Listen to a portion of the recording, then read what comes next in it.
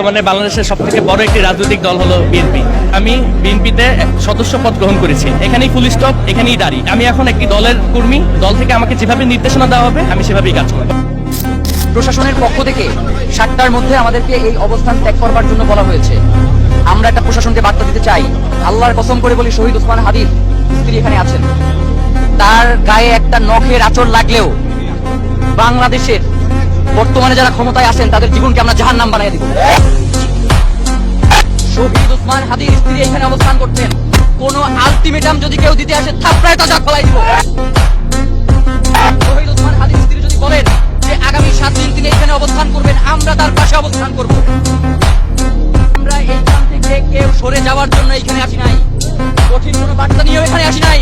শুধু বলেছি জাতিসংঘের অধীনে এটার তদন্ত করতে হবে। যদি এই সরকার জাতিসংঘের অধীনে এটার তদন্ত করতে না পারে তাহলে আমরা মনে করব অন্তর্বর্তীকালীন সরকারই